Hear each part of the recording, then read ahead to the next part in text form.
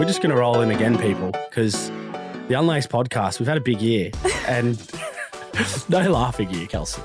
But the last episode with Chris Terziescu was pretty inspirational. Obviously, he grew up in the mean streets of Craigieburn, came up to the youth centre there and has come out, an Australian champion as a heavyweight boxer. So there's a lot of diamonds in that episode if anyone hasn't seen it. Now, today is, you heard the laughing larrikin in the background, the incredibly talented Collingwood netballer, Kelsey Browne. Thank you for coming on the show, the podcast. No worries. Why am I already giggling? I don't know. This is a problem.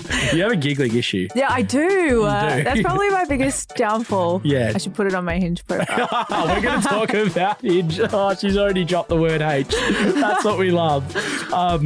But yeah, what's been happening with you? Have you done a podcast before? I've done podcasts over the phone, but never face to face. Yeah, we're going to struggle because we're obviously friends and we catch up a lot and, well, not a lot, but we catch up and you're always laughing. There's always a laughing kind of aspect to this. I did say that I'm going to have to be careful because we're not sitting out for dinner having a friendly chat. Yeah. We're actually here to talk problematic, about right? So let's see how far we go. Don't worry, I've been in this situation many times with obviously close friends, like mutuals that we know that have been on here and we've got through it. So yeah.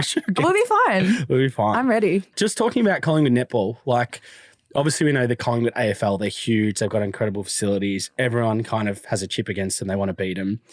You guys obviously share the facilities, which I assume is a really big luxury to have in the netball scene. But also, is that kind of the same view on you girls as it is on the AFL team? Everyone kind of despises Collingwood. They want to beat them. Oh, yeah. Yeah? Yeah. So when I came to Collingwood, I'd come from a club that had won back-to-back premierships and they were from the Sunshine Coast and I felt like we were the princesses of netball and everyone was loved us. And I came to Collingwood and honestly, instant hatred. I could not believe how quickly people's perception of you as a player changed just because of what colours you wore. And I feel like we really took on the identity of hated by all. Right. So it definitely is a thing that's gone across the codes. That's crazy. It was crazy. It was the weird, and I don't think I handled it very well at the start. So I was I like being supported. So yeah, it was this sort of opinion that, it was just easy to hate Collingwood and you just wanted to beat them. And I feel like every single time we played against a team, they'd find another level against us. But yeah, being a part of that club and around the boys and the AFLW girls and with the facilities that we've got, I'd be hated every day of the week if I got to do that every day. Yeah, it's pretty cool. Yeah. I've seen, I used to be in those facilities with the VIS. It's obviously changed now. But oh, no way. I was in the VIS back then. Yeah. Oh, I was in there in 2008. I don't know. I don't know when I was there, but back when it was the VIS. Center. Yeah, 100%. Yeah, I was telling this to people the other day. I'm like, man, I used to walk in there. I was like, me and Leon Davis were the only black people in there. Hey, brothers, we're just looking at each other. Never spoke a word. Just what's going on, brother? So you were there soccer? Yeah, I was there for soccer. So we used to use the gym facilities. Yeah. But then obviously sometimes Collingwood were training. I think Vixens were around back then too. Yeah, so I would have been in just sort of the development program because Vixens were associated with the VIS. It's unbelievable, the facilities. So you guys just do gym there? No, so we've got the court. So we're the there's old, courts there, yeah. So they've covered in. It's heritage listed, I'm pretty sure, and they've covered in the old Olympic pool, and they've put a netball court over the top of it. That's amazing. So the boys sometimes use it for I don't even know what they do on there, but I'm get off. No, they do strategy and stuff on there, but then we do our full training. So all of our stuff and our training is at the same facility. Before we go into a bit more about netball, I do want to talk about how we met because the irony of this story is one of the funniest things. I don't know how long we'd known each other. When do you reckon we did first run into each other? I have no idea. 2017, 2018? Nah, it would have been the end of 2018. I moved there end of 2018. Right. Yeah. So, ladies and gentlemen, obviously, when I moved back to Melbourne after my soccer days, I actually moved back in with my parents that they lived in a lovely apartment. Apartment. Come on. Oh, it's an apartment. It's the penthouse. No, it's not a penthouse. Well, it's a top floor. But it's great. It's a good, for parties and so forth. Which I never got invited to. Yeah, I know, you could hear them, I hope. But nonetheless, I was coming out of the basement one day and I saw this young lady, Kelsey, get out of a car and could barely walk. And I think you'd just done your ACL. So this is ACL time. So that's probably a good timeline. 2019. Oh, was it 2019? End of 2019, yeah. Yeah, so little did we know Kelsey was actually living in the apartment underneath. The same apartment, Yeah, literally underneath your underneath. parents' house. Yeah, so that's how we met. Yes. Funnily enough, which is I actually met your parents first, though. yeah, we have this the running elevator. joke that my old man might have hit on you once or twice, which if I Dad, don't you're think- watching, mate, that's fucked. But I don't think that happened. But yeah, Yeah. I met your parents first and we bonded over sport. yeah. And then, yeah, I met you. Did they tell you that they had a handsome son by any chance or no? No, they just left me out didn't. of the They pool? left that out. Right, so you just assumed. Yeah. No, I didn't assume anything.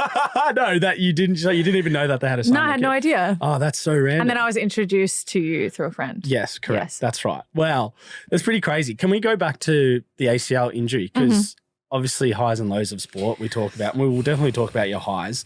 But that was a pretty severe injury at the time. I remember like when I saw you, you were like pretty depleted. And an ACL is not like just your odd injury. Like it's somewhat life-changing in a sense. Yeah. Yeah, like your life changes once it happens. Massively. And I feel like I talk about it now as like one of the biggest, there's two turning points in my life at the moment. And one of them was my ACL. And I hate talking about it like it was, the end of the world. But at the time, it felt like a really big deal. I sort of look back on it and go, I mean, it was just a body part and you can rehab it and it's fine. And I've had a lot of friends go through a lot more traumatic things than that. But You kind of have to say those things to yourself in that moment. well, don't you? yeah. And but it's sort of like your career is then sort of on the line. I think at the time I hadn't signed my contract yet. So I was in contract negotiations. I was out of contract. And you had just done my knee. So I was sort of like, am I going to have a job? And I'd just come off like probably the biggest achievement I'd ever done in netball 3 weeks prior to that. And yeah, it was just massive. So, and as I said, it was the week before finals. So all at once. yeah, it was just, everything just sort of changed. I thought I had my next sort of 12 months planned out. And then all of a sudden it became, okay, you're not doing that anymore. You're just going to rehab a body part. And, but it taught me a lot about myself. Yeah, but Yeah. so what did it teach you in a sense? Because it's a pretty lonely period, right? Like It you is. actually, someone analysed this once. I think it might have been like Luke Darcy in the AFL, but he's like, when you're injured, you actually work harder. Oh, rehab is so much true. harder. Because Yeah. even when you're sitting still, you're kind of working. Like you can't move, you're icing, your legs elevated, all that sort of stuff. Like your Yeah. brain's never off. No, and it's a big like mental game. I feel like that's the question I get asked the most is how did you come back mentally after a big injury? And especially with netball, it's such a stop-start. It's a really dynamic Rapid, sport. So yeah. ankles and knees are Is it common? so common, but also I think getting back on court and being able to do what you've done before, it takes a lot of mental strength to sort of be like, okay, I can put 100% of my body load through a change of direction through my left wow. knee. Yeah. Yeah. So I think it just more taught me that there's more to you than netball and that I had been living, breathing, eating netball. And when it got taken away from me, I sort of had to look at what I'd swept under the carpet and been like, okay, what do I have left? And I put a lot more effort into relationships, family, friends, and actually feel like I sort of got my life outside of netball back on track. Because while you've got your sport, you just end up putting so much energy into that you don't think about. Yeah, and you love it and you don't think about anything else until it's taken away from you and you sort of have to go, okay, who am I? Correct. And so, yeah, that resilience, can you be dedicated enough to get back? And my rehab was actually so strange because it happened at the last half of my rehab was during COVID. So I actually had no access to anyone. Oh my God. Yeah, I had no access What to are you doing? physio. Just at I home, was just like winging it. Like, can I squat today? I'm going to see if I could squat today. Oh no. Yeah, so it wasn't Do not do ideal. that at home. No, it was bad. Don't do that. Yeah. So yeah, but I was quite alone. I was living. My partner and I at the time had moved back in with my parents, so it was the weirdest time. God. But yeah, still one of the coolest things. I always say like I'm super grateful for doing my knee. That's fascinating. Hey, Yeah. well, there's a pro out of a pretty tough period. I Yeah. guess. That's amazing. It's the best. I needed that at that period of time. And I also said with my mental health, where it was at that time, we'd just lost a World Cup. I'd gone through some like media stuff where my name was in the media a lot around a discussion that had happened with a coach. Like I was all over the media during those 3 weeks. And I remember saying to someone like, if a body part doesn't go, I reckon my brain, I'm gonna snap. Yeah. Or and I'm gonna did go. Yeah. And it happened. So I think people talk about it all the time that they sort of know based on their mental space. I've heard Joe Ingles talk about it, that he sort of knew he was so stressed and his head wasn't where his body was, and that's why the injuries happen. And I feel like when you can look back on it, I could definitely say like my head wasn't in the right spot. Yeah. Well, it's pretty crazy. How do you go with the netball life balance? Because you obviously touched on it there that it was probably not the best pre-ACL. Yeah. But then you had that obviously learning of trying to invest more time into that space. How are you with that? Because I find that's a common problem with all athletes, right? Like, yeah, I still struggle with it. I still would rather do netball all the time than invest in other things. But I know that I'm a way better player when I've got a bit more of a holistic approach to my week. Yeah. And when I'm, playing music or writing or like working, then I actually feel a lot better. So Okay. I think I'm getting better. I don't think you ever clock it though. Like I don't think you ever get good at you don't. work-life balance. And you family. also kind of like get told off for it not in like a direct way, but like people kind of think they take your, I guess, well-diverse living approach to life as like you're not focused on your career. 100%. Morgan Mitchell spoke about it on here. She's doing brand partnerships with everyone. And then like she still trains for athletics as much as she wants because she exposes that more on her social media. Like you're not working hard. Yeah. And it's like, well, and she would get judged. And she doesn't like, athletes don't get paid a huge amount, right? So if they don't, or I should say you've got to say yes to the opportunities. Yeah, correct. Yeah. So it's a double-edged sword. But one of the interesting things, which I didn't know about you until like doing some research, and then obviously we spoke, but I didn't actually know you had a famous father or an AFL footballer as a dad. Yeah. Yeah. So can you speak to us about that? Because he played obviously, I think before you were born, before your time. Yeah, 74 to 79, I'm pretty sure it was. So him and his brother, Mark Browne and Ricky Browne, they were in the VFL for Geelong. And I think I was like, I don't know, 6 to like 10 games off father-son. So if I had been a boy, I would have been ropeable. Like, Dad, are you serious? No. Are you serious? You could have been a catter at the Geelong institution. So, yeah, my family is so sporty. My mum grew up playing netball and I think before she had kids, her biggest thing was like going to Dad's footy and yeah, we were always such a big sporting family. But yeah, one of my favorite like mementos that I've got is his playing card. No way. Yeah, and I bought it for $5 on eBay. But yeah, it's like his playing card and he's like, I don't know how old he would have been, but it's pretty cool. That's crazy. Yeah. Has your head ever wanted to go over to AFLW, like when it sort of started out? Because do you think you could do it if you wanted to? I don't know whether my body would be cut out for it. Yeah, true. I mean, my style of play is a lot more like short, sharp efforts on a hard court. So I don't know how I would go running long distances, but I feel like I don't know. I would love to do. I also can't kick or catch. So catch. Okay, well that's probably it would probably be an issue. I would say. But yeah, I had thought about it. I feel like it would be super fun, but yeah, I don't know whether I'd be good. Yeah. Well, you obviously grew up with a sister, an older sister, Maddie Browne, who's a very renowned netballer. Now is she doing commentary or is she doing like broadcasting she's in the commentary. and such? Yeah, which is pretty cool. Yeah, so cool. But can you tell me like what it was like growing up with her? Because she would have been older. You guys, I'm sure, would have been button heads all the time over sport. Oh my gosh, all the time. We had fight. We were close, but we had a lot of fights. Yeah, because you told me she broke a collarbone or something. She once did. as a kid. She which is did. fascinating. Yeah, there was like no mercy in our household. There's so many stories. I remember one time, I think she stole some clothes. I kicked her and she ended up with like a cut on her, like she still got it. This other time we were playing one-on-one basketball in the backyard and Mum was like, okay, one more scrimmage, like one more go. Maddie was like, next goal win. So both of us have gone like ham. She's also 4 years older than me. So at this time, like much bigger. Yeah. And just like I was driving in and she rejected me, like fell on the ground, broke my collarbone. But yeah, it was just competitive. And I sort of talk about it now. I don't think I would be as tough or as resilient as I am now if it wasn't for my upbringing. And Mum and Dad were brutal too. Like if we played a bad game of sport, you like didn't want to go home Tell with me Dad. what was your dad's vibe like? Dad would be like, bad game in netball. You think I'm paying money for you? What's the killer first line? For you to put that out there. And I think we laugh about it now. At the time, it was traumatizing.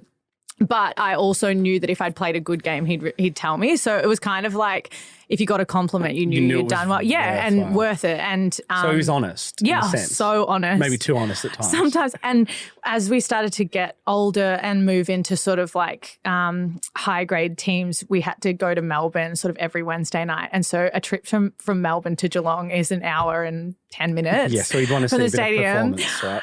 Honestly, it was like the longest hour and 10 minutes home. If I hadn't performed, it would sit in silence, I reckon, till about Altona, and then he'd start the roast. Fuck. That's the worst, you're just simmering. And I would be like, when is this going to end? That's so fucked that you know the suburb where it would start.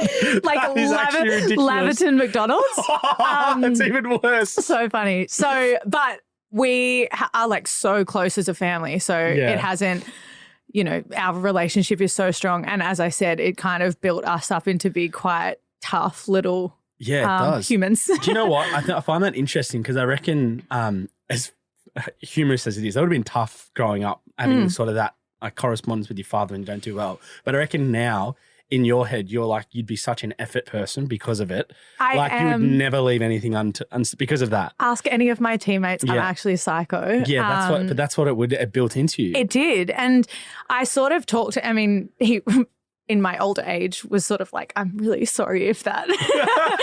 And Maddie and I said, no, honestly, it's taught me work ethic, working harder for your performance, or so many things.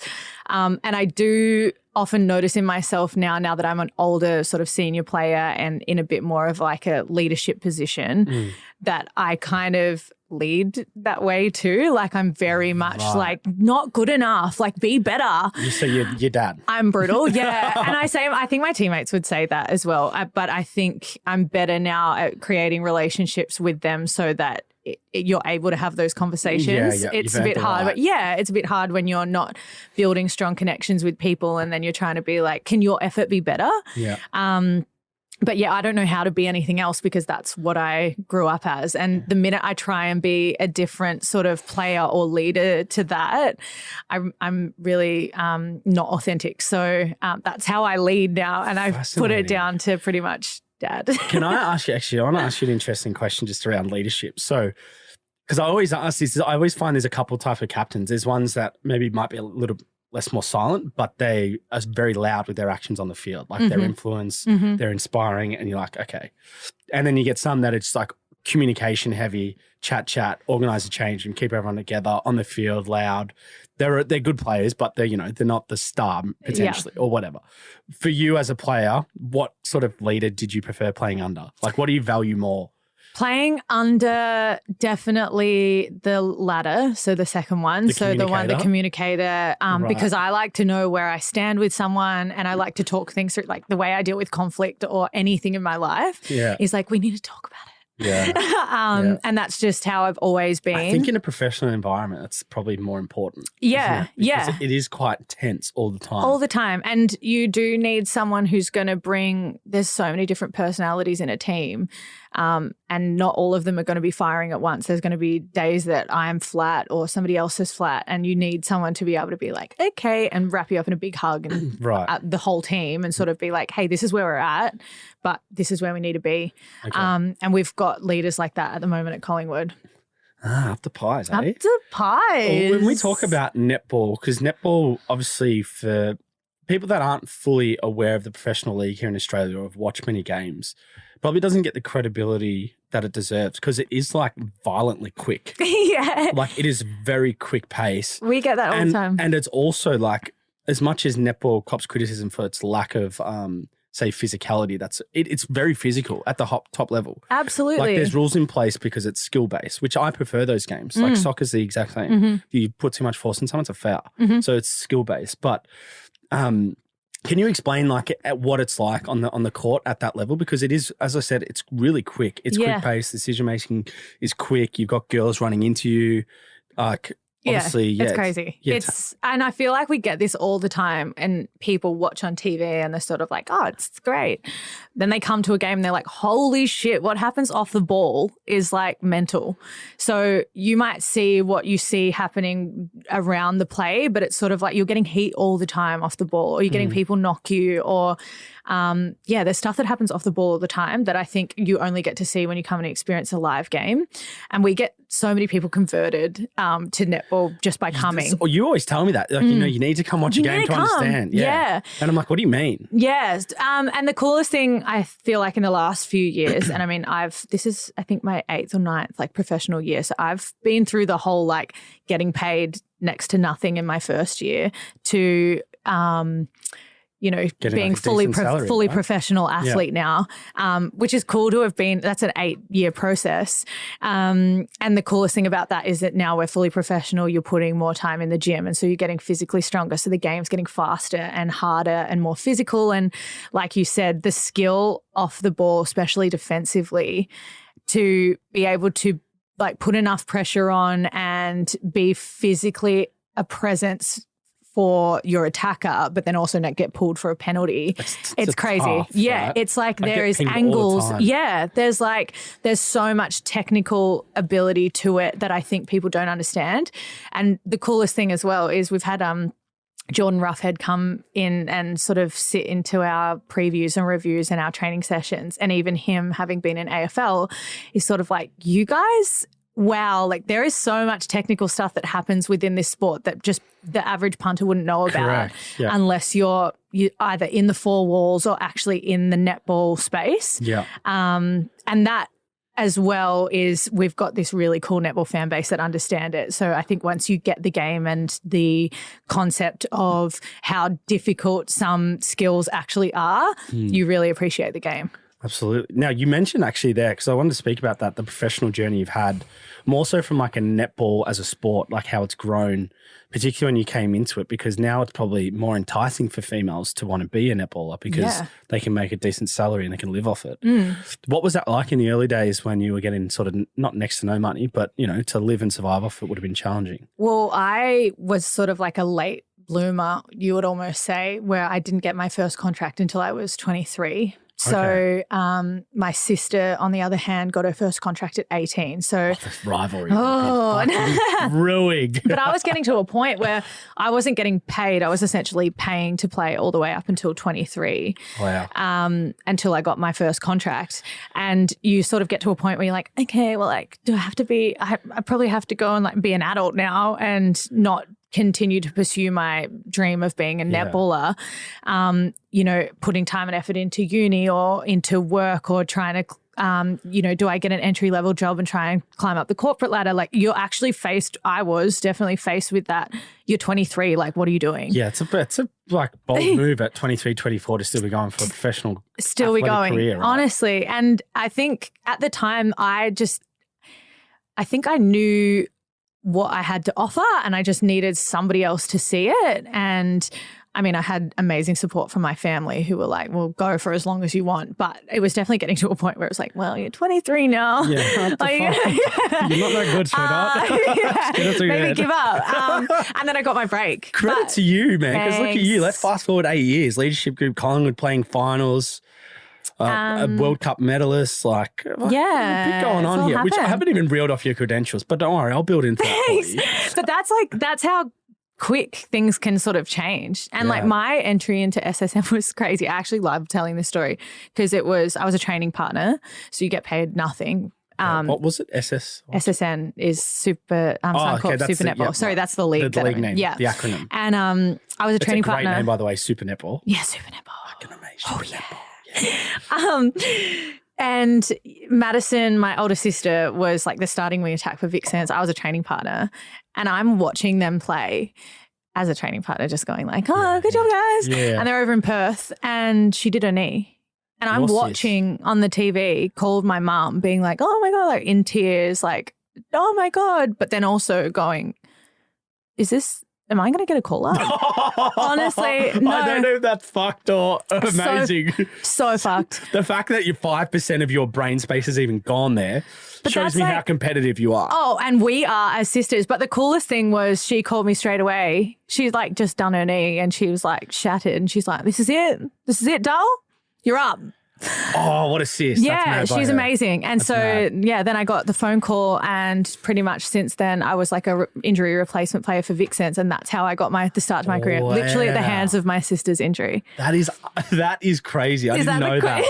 I didn't know that. That's the craziest. And you guys start. live together now. And You're we like, live together. We're fine. What the fuck is going on? And she was the first person. So literally the next week we were playing in Melbourne, and I got the call from the coach being like, well, I guess you're in. Sympathy. And I was like, oh, okay.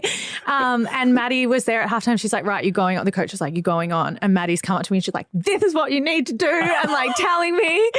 And she was like the most supportive sister ever. So I think that's like our relationship is so big. tight. Yeah. Well, imagine spare thought for your parents in that moment. It's like heartbreak yet triumph. They were honestly like, it was bittersweet. Yeah. What the fuck do you do? You just be like. One daughter's like shattered and the other one's like, yes. Like, so you've both done ACLs. yeah. So Maddie's done 2 and I've done 1. My dad's done 2. My mum's done 2. So it's a family. It's hereditary. It's hereditary. When I did mine, the doctor was like, well, we're kind of just waiting for it, weren't we? That is so bold.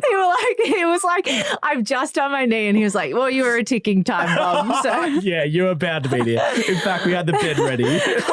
So, You yeah. took your time. Fucking hell, that's Crazy. mental. Now, you obviously started at the Vixens, which is the Vixens like, and this might be a bit salty for you to say, but are they the biggest team in the league? Is it Collingwood? they're probably the most, they're because definitely. they've been around for a while, Vixens. right? Yeah. And they have a really great success, number one, and 2, like culture and grassroots pathway into Vixens. So the Right. Netball Victoria pathway leads you sort of into Vixens at the moment. So any okay. young girl playing, out in Wheelers Hill or whatever is pretty much aiming to enter a pathway that leads you to Vixens. Right. So that's why when Collingwood comes in and just like buys Poaches themselves a team at SSN, you can see why the There's rivalry. rift. Yeah. And so Collingwood, I think the coolest thing that we've done is sort of start to create a bit more of a pathway underneath Collingwood now. So now as a Victorian young netballer, you can go into either, which is awesome. That's amazing. You know what? I think probably being a male as well, I'm a little bit naive to like how many girls play netball. It's the most participated sport. Like yeah. it's like, when you're a kid or when you're like a young kid growing up, it's either as a male you play footy, cricket or soccer, Yeah. or as a girl you're probably playing netball. Like, That's it. That's like the first choice, right? I think it used to be Or netball and basketball soccer. as well, maybe. Yeah, soccer too. Soccer's very popular. Yeah, for girls. And but then obviously now AFLW has come in and True. cricket with the WVL. Yeah, true. So there's a lot more, which is so good for Yeah. young girls. And we often get asked the question, like, do you feel threatened? Does netball feel threatened about these other sports? Like, no, the more opportunities for kids, the better. You're correct. And women in sport, that's amazing. And I feel like netball just continues to keep pushing what they want, what product they want to put out there, and signing the likes of, KO and Foxtel as their broadcast. Massive, right? Yeah. So I don't think there's not that there's not a threat. I just don't think that netball's sort of buying into that. They're just sort of on their own path of what they want to do. That's good. So you're Yeah. like idolized by like all these young girls. So they just like, oh my God, it's Kel. Well, look, I'm gonna go into this actually because we went on every now and now. For those that follow the Unlaced podcast like very closely, you'll know that I venture onto TikTok Live every now and then, which is an absolute fiasco in itself, that platform. I don't recommend it for the faint-hearted because some weird shit goes on there. But obviously when you go live on TikTok, you can actually connect and go live with other people. They can be like randoms. And you have discussions and like they have people on their live chatting and you're talking, you can battle, people pay you for like just being there and they give you gifts and the more gifts you get, you win. It's fucked, Which right? I didn't know about this until... Which I don't actually like that aspect. I just like going live, talking to people. I don't want people to like You send taught me gifts. this. Yeah, I did. Anyway, Kelsey and I went on a live and like to go on a live, like some people get like hundreds of people. And which is like a lot. And like I go on, sometimes I have like 20, 25, which I think's fucking a lot. And then I'm like to you, I'm like, hey, how many like people are on your live? I don't know, I think got like 80. I'm like, 80 people you were on for like 5 minutes, never been on live.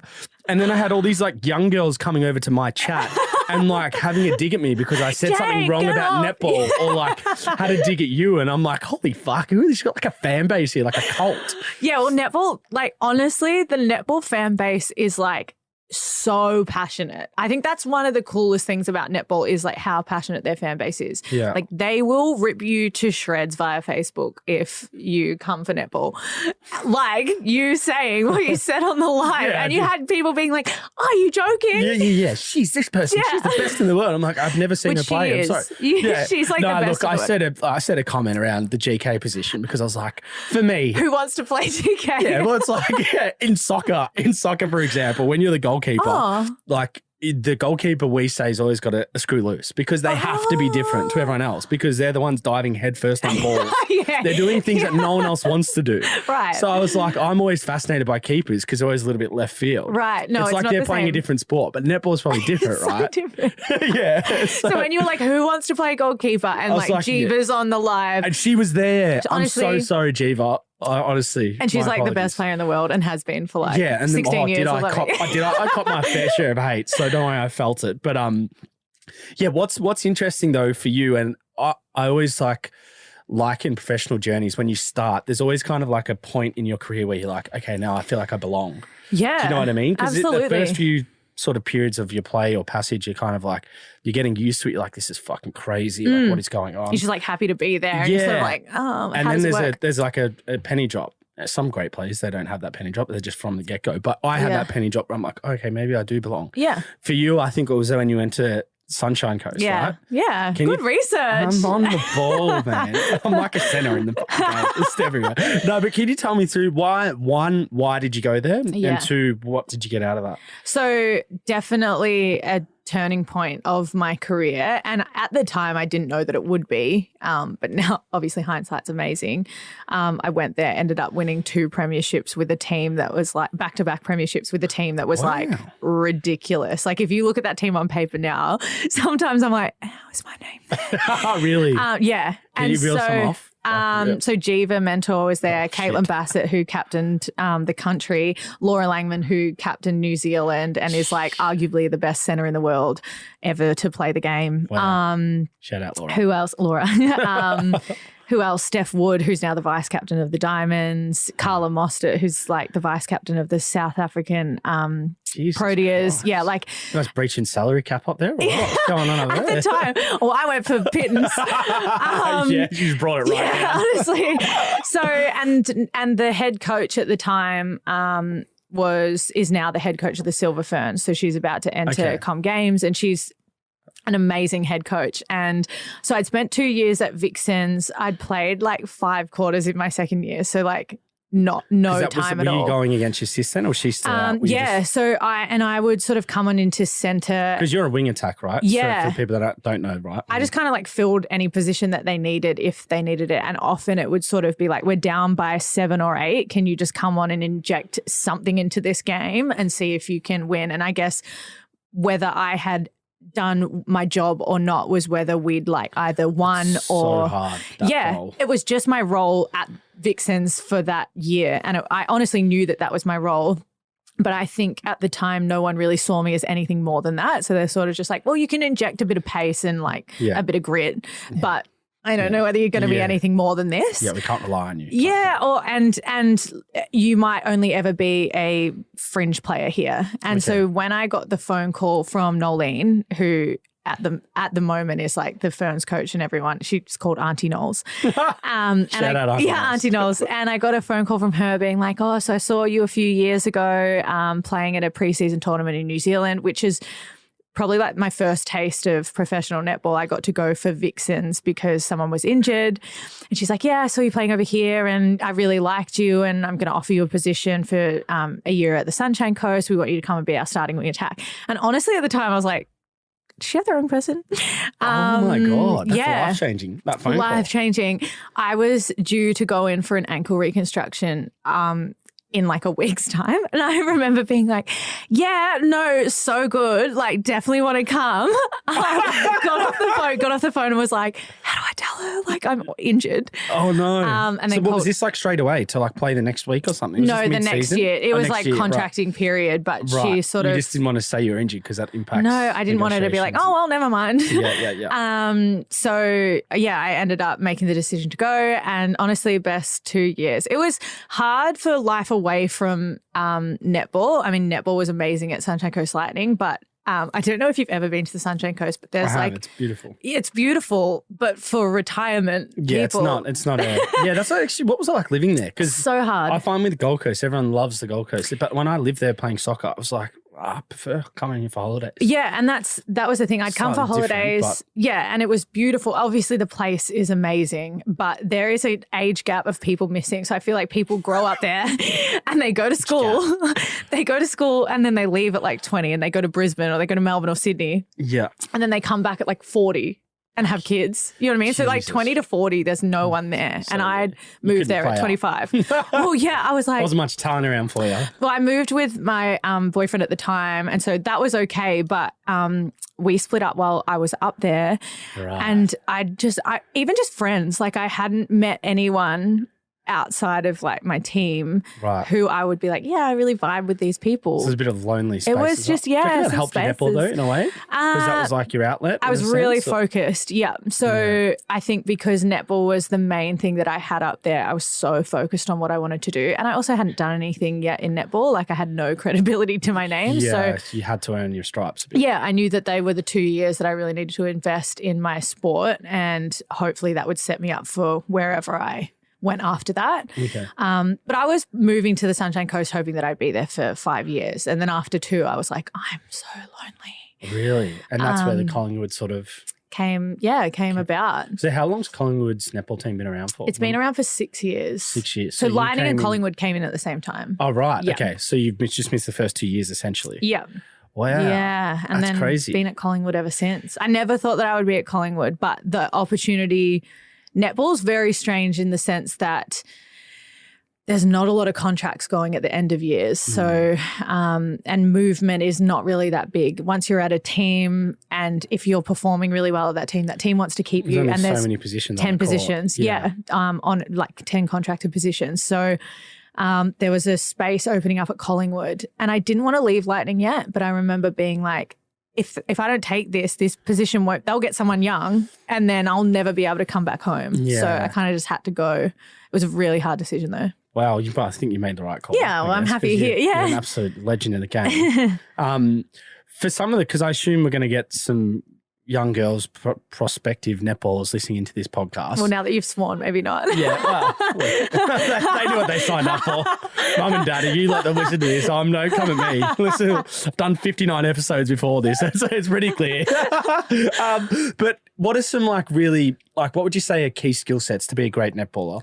Or doesn't have to all be like physical or... It's funny that you say that because this is like my biggest question and I love this answer because you've played, let's just be real, you've played with the best in the world. With the best in the world. And against. Yeah, and I would honestly say hard work is like fucking boring. No. That's so true. So true. Well, I'm not, like I say this all the time, like I'm not the most skillful. I'm definitely not the tallest. I wasn't the fastest. Like I honestly, and there's an old coach of mine who said to me, like, when you first started, you were not very good. But credit to you that you've worked hard and I've been able to, I feel like I'm the epitome of if you work hard, you can maybe do something with it. Because when you think about it, yeah, well, it's true because 23, you didn't have a contract. No. And so you could have only got really here with hard work. Yeah. And I don't want to sell myself, like people are going to be listening to this, oh, she must be a pleb. Yeah, no, you know what? I got actually a funny comment because I was trying to find because I've never really watched you play up close. Like I've seen you on TV play, but like I don't fully understand netball. Yeah. I just know that it moves quick and like I can't pick up the intricacies of like the detail like I could with soccer, for example. So I was trying to find Kelsey Browne, what's some of her specific like skill sets? Attributes. And it was like effort, ruthless, grit, determination. I'm like, fuck, they're personality traits here. Like, I'm trying to talk about a netballer, for fuck's sake. No, that would literally be me. So funny. I'm like, and I haven't read any of those blurbs that you've read. No, they're deep. But I would honestly say, I mean, height goes a long way in netball. But if you don't have it, you've got to have something else. Because you're not tall. No, I'm like right? I think there's myself and another girl that would be like the shortest in the league. So I'm 164 centimeters. Wow. Yeah, and all of my friends are like 180 minimum. Yeah. So yeah, I think height obviously goes a long way, especially for like particular positions that you might play. But in the mid-court, honestly, if you have an engine, you work hard on your fitness. And I had to learn how to like pass both hands. I just had to work really hard on my ball skills. And I think decision-making in netball's massive as well. Like quick thinking and being able to make a decision and sum up like four different players and their defenders and 2 plays ahead and what might open up. So if only we could assess our own like lives off the court. I can't. Just like chaos, bang. But on the court, it's like clarity, yet play it there. Off the court, it's fucking all over the shop, me and you. If one more person describes me as chaos, I'm gonna. Well, you know what? Because your social media names is Dippy Gurl, and I've never like understood what that meant. Then I asked you, and it's like it's a running joke that you're not the full chips and dip, and you've taken that to a new level by actually calling yourself Dippy Gurl. Oh, that was my nickname. That's what you saved in my phone as. Dippy Gurl. Yeah. You're Jakey. I think Jakey. That's fucking absolutely just my name. I'll go back to your Kelsey then. Fucking hell. No. He's just like, We had special names. Oh, trust me, man. I've seen some of the names in her phone. I'll take Jakey. So I'm always like I've been always known as Dippy Gurl just because I'm not the whole chips and dip. Well, before we go into Dippy Gurl off the court, because Dippy Gurl off the court, as much as I love you as a netballer, I love the Dippy Gurl off the court because she's fucking hilarious. But I think we've undersold like how good you are at this game because you're an Australian diamond, which is no easy feat to play for your country. You've medalled at a World Cup, which the World Cup, I assume, is like the biggest competition you can play in as a netballer. Yeah, there's 2. So there's obviously Com Games and the World Cup. There's no Olympics. There's no Olympics? No, so the Olympics is like the World Cup. What? Yeah. Do you know what? Soccer's kind of the same thing, and I actually think it's better. World Cup is having the biggest. Your own World Cup. Yeah. Because the Soccer World Cup, so we have soccer in the Olympics, but it's under 23. Yeah. Because they don't want to devalue the World Cup. And the World Cup's like the most viewed thing ever. And that's the World Cup, Netball World Cup is like, it's just this big netball festival. And it's just netball focus, yeah. Which is why it's better. When we played, this is still the coolest thing that happened. I honestly felt like One Direction or like the Beatles. We were playing in Liverpool and we'd walk out of the hotel for the finals and there would be like barricades and like fans, Fucking hell. thousands of people. That's amazing. And I was honestly like, because I'm always like, this is hilarious. Like, if you knew me, you wouldn't be standing here. Like, why are you here? Yeah. Oh, shit. But yeah, it was like, honestly, like fandom. And that's the coolest thing I think about World Cup. I've never done a Com Games, so I can't comment what that's like. But the World Cup was like, it was just netball. And if you were a netballer at the World Cup, lauded. Do you remember, like, given what was it, 2018? 19, yeah. 2019? Yeah. Did everything you remember, like, really vivid, really clear? So clear. It's clear. amazing, right? Yeah. It's still the coolest thing I've ever done in my sporting career, like to this day. Yeah, it probably won't top it, like unless you go back to it. No, yeah. And I mean that's always the aim is to try and get back to a major tournament. But yeah, I honestly remember it was 3 weeks and it was just netball and I loved it and It was a bit of a like as much as it would have been a great experience, it was a bit of a heartbreak experience too. Because didn't you I only cried just for like lost, 3 weeks. right? We lost by a goal. You lost in the by a grand goal, final. yeah. And it's on YouTube. Like if you Google Oz versus New Zealand World Cup, like the whole game, and don't get me wrong, like I've gone back and watched it a few times, and it is grim. Really? Oh, it's so sad. Oh, talk me through the feeling afterwards. Where was your headspace? I was just shattered, like shattered. Didn't really believe what had happened, and you spend the whole lead up picturing you standing on the number one podium with your teammates and you've got the gold medal and you're picturing the game and you're doing all of this visualization around like where you're going to be after the 60 minutes and to not be there. And I remember us standing on the like number 2 on the podium, like everyone was just crying, like bawling. And I remember standing there being like, I should be really grateful for being in this position. I've got a silver medal at a World Cup. Like that is amazing. Kelsey, you should be really proud of yourself. You don't see it like that. You don't. You just feel like you've let an entire country down. I didn't want to check my phone because I was like, people are going to be coming at me. Oh, really? I didn't want to check Twitter. I honestly just felt like I'd let every single person down. And that feeling didn't go away for a really long time. This is getting deep, but that's it. Yeah, it was, and still to this day when I get asked like, oh, what's your biggest upset? And people expect me to say, oh, my ACL, but no, like that loss at World Cup cut me deep. Yeah. It's not like a tournament that's every year as well. So you like, there's always that. Well, yeah, New Zealand is still the reigning champs from 3 years ago. That's why it sucks. You gotta wait. Same with the Olympics. You gotta wait 4 years for it to come around. Yeah. Fuck that. Yeah. So definitely the biggest thing that I had to overcome. But I came back to amazing family and friends who still love you. And that's when you realize like, okay, well, it was a game of netball and it hurts, but you know, you've got people that love you still. Well, let's fingers crossed you get back to another one. Thank because you're still very young and in the peak of your powers, as we've seen. But we've spoken a lot about Kelsey Browne. Now it's time to flip the shades and start talking about the alter ego, which is Dippy. Chelsea. Yeah. No, my friends call me Chelsea. Yeah, you do. You told me that too. Yeah, I'm going to call you Dippy Girl. There's But Chelsea or Dippy Girl. Kelsey has an alter ego. Let's just be real. You know what? The best way to sum it up is just go on her Instagram and then go on her TikTok and you'll see exactly two different fucking people.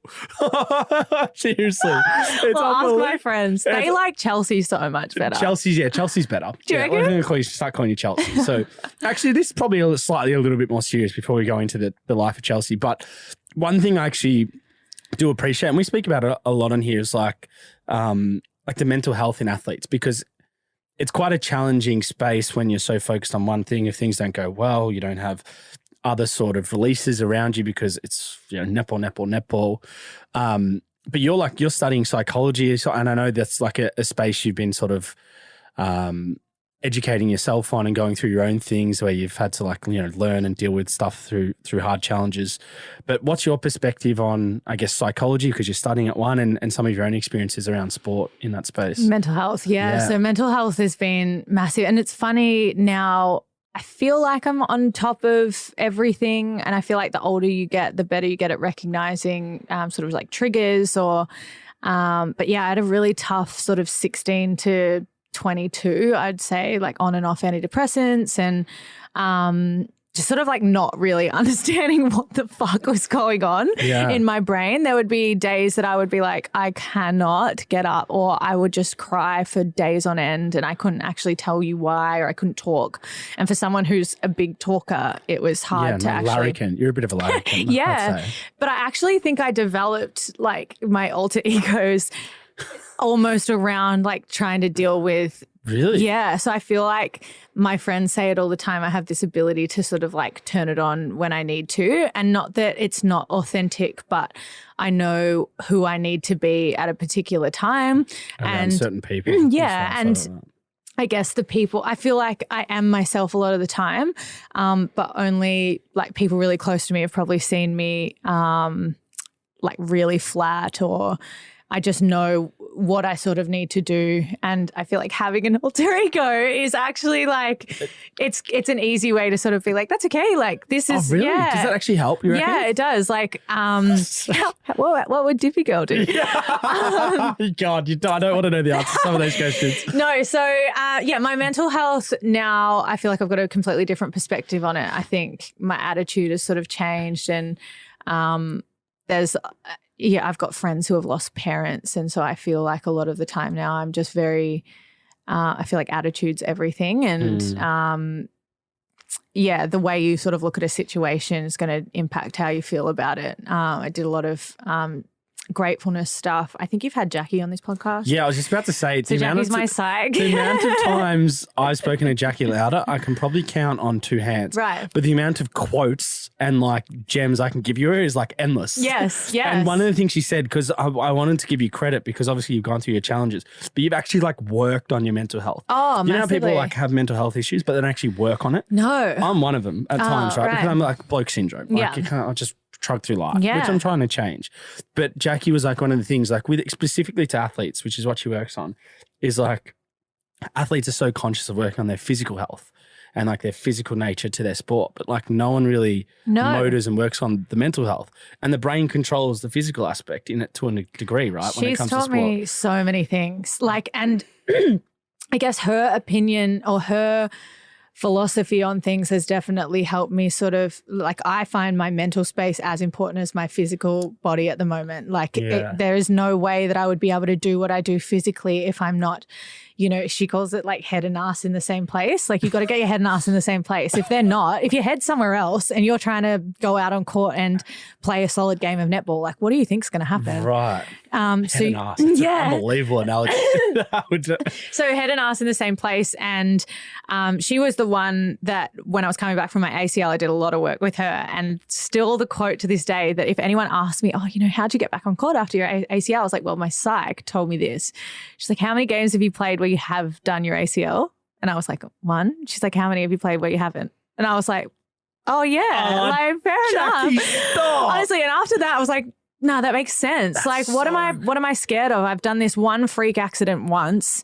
I've played probably 10,000 other games of netball where, you know, something hasn't gone wrong. What am I so petrified about? Yeah. And yeah, I think working on your mental health, I feel like there's still stigma around it, which I find so strange, because I'm like, oh, it's like going to the gym. Like, you just go and talk to someone. I feel like everyone should have a therapist. Yeah, like just go and talk to someone. And I've learned so much about myself through the way I handle situations. And there's so many things that I look back on and I'm like, oh, I would have handled that so differently if I was in the headspace that I was now. Right. Relationships, like losing out on teams, or friendship breakdowns or whatever. I just would have handled things so differently if I had have been working on my mental health. And I feel like, and I feel like that was sort of 23 to 25. Okay. And I'm so much better at dealing with situations now, because I just find the way that you look at it is just. What are some of the what are some of your remedies? Because some of the things, it's like prevention. Yeah. Like, you know, not so you don't do get stuck in bad habits so you get to that space. But what are some of like the things, like your releases, your sort of, forget what the terminology is. Yeah, no. You know what I mean, right? Well, I feel like recognizing it early enough is a big one for me. I feel like if I say yes to everything, so I'm like, yeah, I'll do it. And then I get to it, I'm like, I wish I didn't say yes. So I feel like recognizing, like, no, I know if it's not a hell yes, like, it's a no. Oh, really? Yeah. Like, if I'm making a decision on something and I'm not really passionate about it, it's a no for me, because I just simplifies life for you in a sense, right? And also I just know that if I'm going to get to that clinic or appearance or something, and I've already been like, oh, I don't know whether I want to do it, I'm definitely going to get there on the day and be like, I do not want to be here. Yeah. So I feel like I recognize things a lot earlier and don't put too much on my plate, because I just get stressed out. But my biggest one is music. Like, if I'm having a shit day, I'll just go home and like jam out. I'm so bad. Like, I can't really play that well or whatever. No, I can't. I honestly can't. Oh, no, I can't.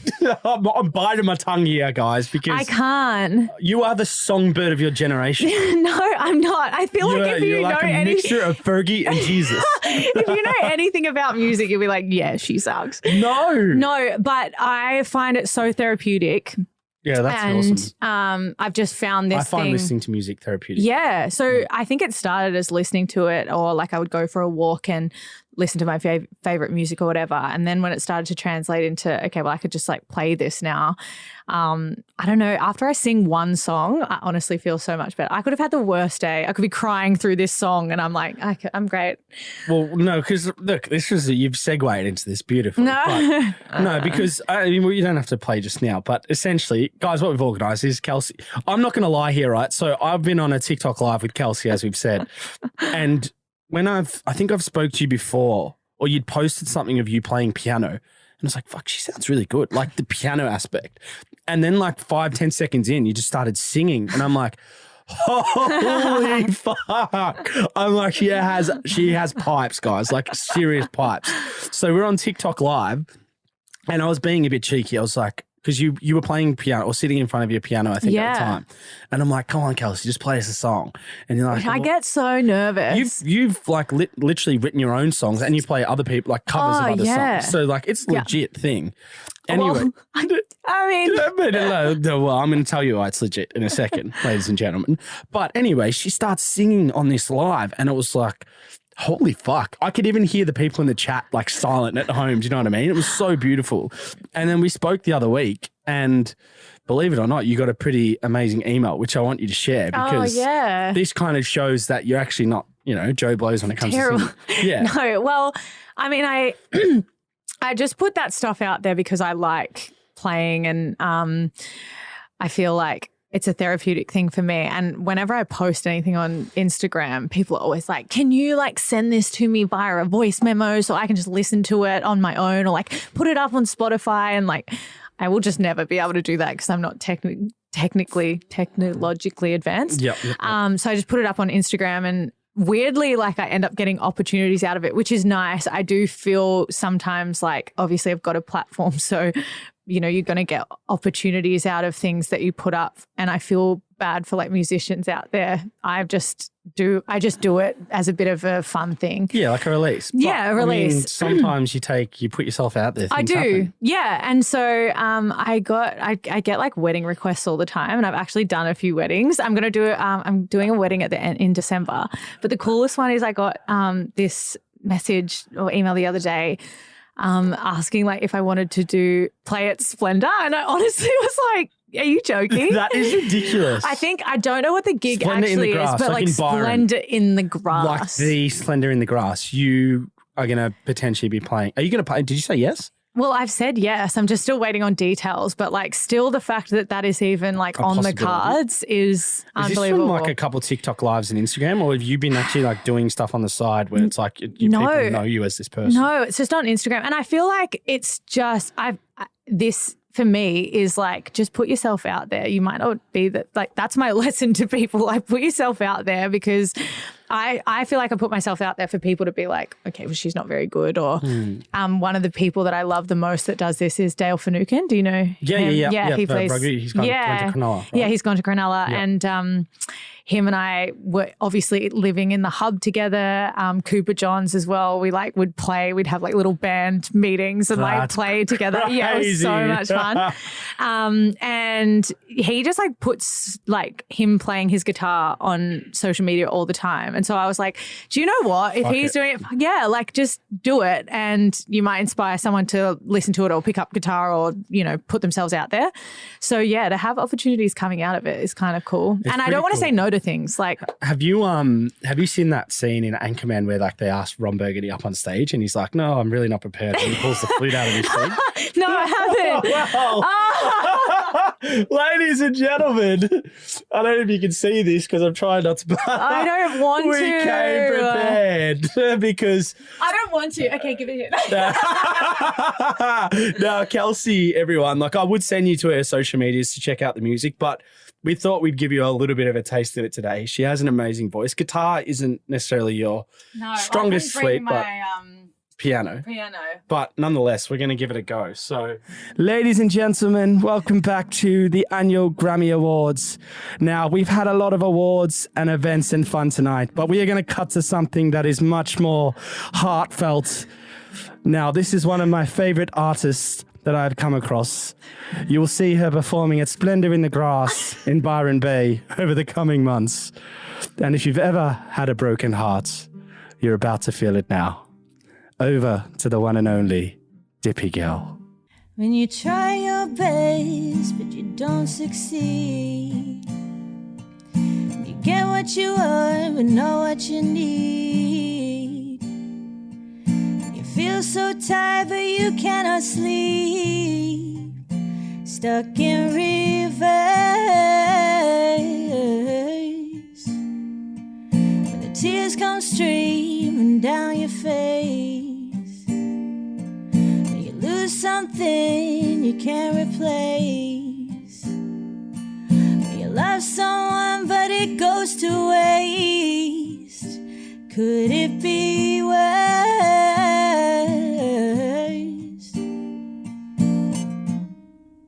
Lights will guide you home and ignite your bones.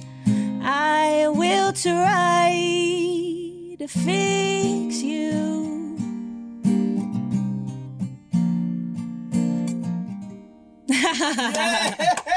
Yes! Holy fuck, man. It's seriously scary. I'm like a bit taken back. I'm a bit taken back here. But ladies and gentlemen, obviously, is your like stage name going to be Dippy Girl? What's it going to be? Kelsey Browne? It's still yet to be announced. No, we were just saying maybe Kelsey Browne's like netballer. Yeah. So, and you're like, I'm Chelsea. Yeah, Chelsea. Chelsea's who I am. Honestly, would you take that seriously post-career? Like if it took off? Like you love it. Obviously, it's I'd have to get a lot better. But I went to music college for like 4 seconds. And I met a really, really close friend of mine there, and she's like a fully fledged musician. And she's always said, whenever you finish netball, we're going to do an EP, and we're just going to put it out there and see what happens. So I think she's really going to drive that. So I think I just love to do one thing. Yeah, definitely. So yeah. Thank you, by the way, because I know you like at first you're like, nah, I don't want to, and then yeah, she did bring the guitar here, guys. So like I didn't force. I mean, I did kind of force it, but like she brought the guitar. I thought you would leave me at home if I didn't bring it. Yeah, you'd be like, oh, you're not interesting outside of that. No, because I've heard you sing. That's why I wanted to share it on this platform, and this is the first time anyone's performed on this show. So we've broken new ground today. We have. We continuously just keep doing weird shit on this podcast. It's just getting more freakier. I love that for you. Yeah, the van. Who knows what's next, Brayden? Like seriously. But to segue into just another topic, because obviously your music career is blossoming, but dating now. We talk about this a lot because I had your ex, obviously Ryan Pappenhausen, on this show, and part of me sympathizes with you both because like I can't understand it or relate to it, but like your whole, like it's funny because when I was researching you, and I think I told you this, I typed in your name, like the second thing was like Kelsey Browne and Ryan Pappenhausen. Yeah. And I was like, just like dating in the spotlight without going into obviously a relationship, but like, was that difficult? Oh yeah. I feel like it takes even for him, I imagine, right? It would have been difficult too. Well, we met, it's weird to talk about, but we met like before he debuted, and I had just moved to Collingwood, I'm pretty sure. And so I literally I was with him through his entire like rise to fame. Like he ended up winning a premiership and a Clive Churchill, and superstar. We went on and we went on a holiday, and honestly got stopped by every second person. And I just remember thinking like, wow, you've got to be like a special kind of person to be cut out for this. Yeah. But yeah, dating in the spotlight is hard. I'm sure anyone and I mean, I'm sure we look at ourselves and we're like, well, we're not that famous. You know, we're not like Bucks. In Melbourne. I'm not Bucks. Victoria Becks. His mullet's more famous than like half a football team. Honestly. Like, yeah. Do you know what I mean? And it was hard. Beautiful. I think the craziest thing, and like we've laughed about this, is that Storm really went hard on their marketing campaign after we broke up. And honestly, like he was everywhere in Melbourne. So I was driving to training one day and like turned to my right and I've got a video of it. And like there's Ryan's face like on the side of a tram. And so I feel like that was like the weirdest thing was just you've gone through this like public relationship, but then also like a relatively public breakup. Yeah, but that's probably the hard part, yeah. Right? It's like when you're trying to move on or just get past sort of certain situations, it's very hard. Yeah. So, but we're like, and I've said this in so many interviews, like we're amicable, like no one did anything to each other. It just sort of ran its course. And, but yeah, it's definitely funny having him be like relatively famous and, on the side of trams. Yeah. And like billboards. Like I was like, cool. Oh my God. But yeah, so I'm single now and have been for 8 months. I low-key think you two might get married, but just perhaps.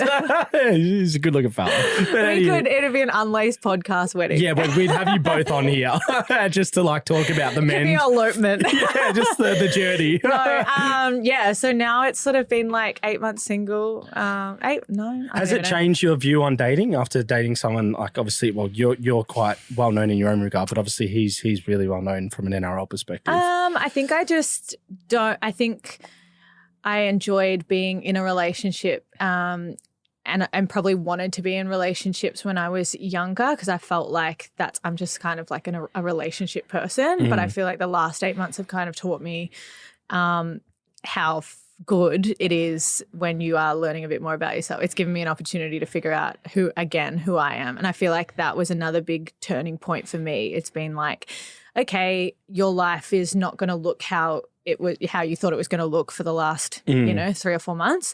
What does it look like now? And, you become really like reliant on yourself, and codependency sort of goes away. And I do so much alone now, which is cool. And like, I love my own time. And I just feel like, someone's going to have to be pretty special to sweep you off your feet. To take me out of that, like single looking after me. That's good. So you're dating yourself, as they say. Pretty much. That's cool.